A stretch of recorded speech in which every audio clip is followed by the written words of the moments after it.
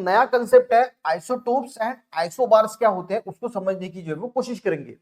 तो आइसोटोप्स और आइसोबार समझने से पहले हमें कुछ टर्म जो है वो समझना बहुत इंपॉर्टेंट है। तो आइसोटोप्स और आइसोबार का कंसेप्ट हम क्लियर करेंगे। ठीक है, देखिए एक होता है एटॉमिक नंबर।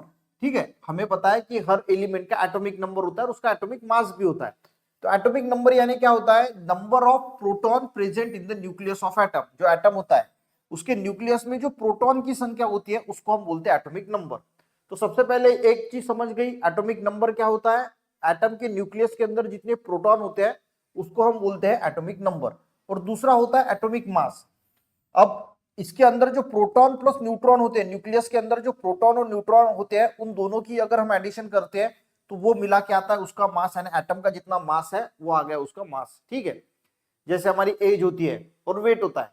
ठीक है, उस प्रकार ये एटॉमिक नंबर और एटॉमिक मास है। एटॉमिक मास क्या होगा, number of proton and neutron present in the nucleus of atom. तो सबसे पहले आपको एक चीज समझनी होगी कि एलिमेंट है तो उसका एटॉमिक नंबर होता है और एटॉमिक मास होता है। एटॉमिक नंबर यानी number of proton, atomic mass, atomic number यानी नंबर ऑफ प्रोटॉन और एटॉमिक मास यानी number of proton and neutron present in the nucleus of atom.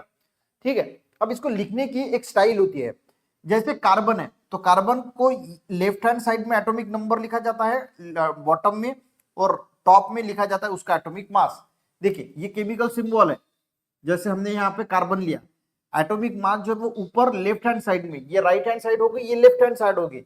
तो लेफ्ट हैंड साइड के टॉप में हम एटॉमिक मास लिखते हैं और एटॉमिक नंबर को जो है वो नीचे लिखते हैं बॉटम में। तो ये हो गया इसका एटॉमिक नंबर और ये हो गया एटॉमिक मास। तो इस प्रकार से इसको लिखा जाता है और बीच में उसका सिंबल लिखा जाता है।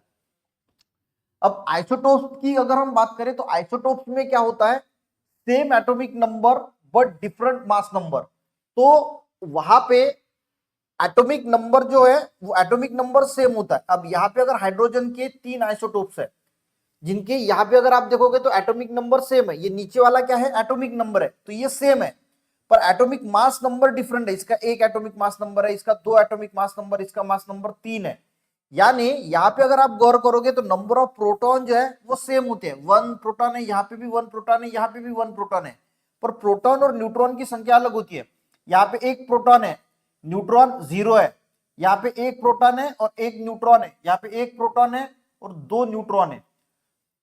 क्वेश्चन पूछा जा सकता है कि हाइड्रोजन का कौन सा ऐसा आइसोटोप्स है जिसमें एक भी न्यूट्रॉन नहीं होता, तो इसको प्रोटियम बोला जाता है, इसको ड्यूट्रियम बोला जाता है, इसको ट्रिटियम बोला जाता है। ठीक है, तो ये आपको याद रखना है। तो आपको आइसोटोप समझ में आ गया। टोप्स का मीनिंग क्या होता है, टॉप में, टॉप है ना, तो टॉप में चेंजेस होते हैं, यानी यहाँ पे 1 2 3, यानी एटॉमिक मास नंबर जो है वो डिफरेंट होता है। थोड़ा कंफ्यूजिंग हो सकता है पर बार बार देखोगे तो समझ में आएगा।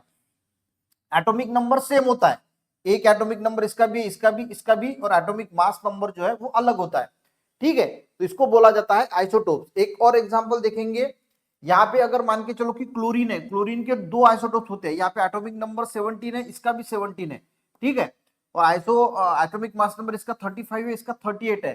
कार्बन कार्बन के भी 2 आइसोटोप्स है, C14, एटॉमिक मास नंबर यहाँ पे अलग है, आइसोटोप्स एटॉमिक नंबर, तो उसको बोला जाता है आइसोटोप्स। यानी सेम एटॉमिक नंबर पर different mass number, mass number different होता है, एटॉमिक नंबर सेम होता है। अब एटॉमिक आइसोबार्स की बात करें तो बार्स में क्या होता है, एटॉमिक नंबर ही डिफरेंट होता है और मास नंबर जो है वो सेम होता है।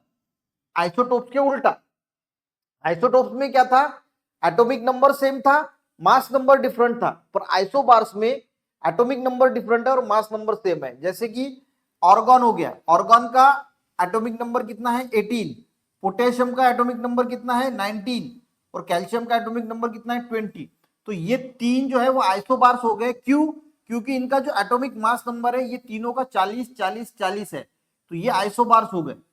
यहाँ पे एटॉमिक मास नंबर जो है वो सेम है, सिर्फ एटॉमिक नंबर चेंजेस है, इसको बोला जाता है आइसोबार्स। यानी different atomic number but same mass number, उसको बोला जाता है आइसोबार्स। तो आई थिंक आपको आइसोटोप्स क्या होता है और आइसोबार्स क्या होता है ये समझ में आ गया होगा। तो वीडियो अच्छा लगे तो लाइक जरूर करना, अपने दोस्तों को भी शेयर करना, चैनल पे नए जरूर सब्सक्राइब करना।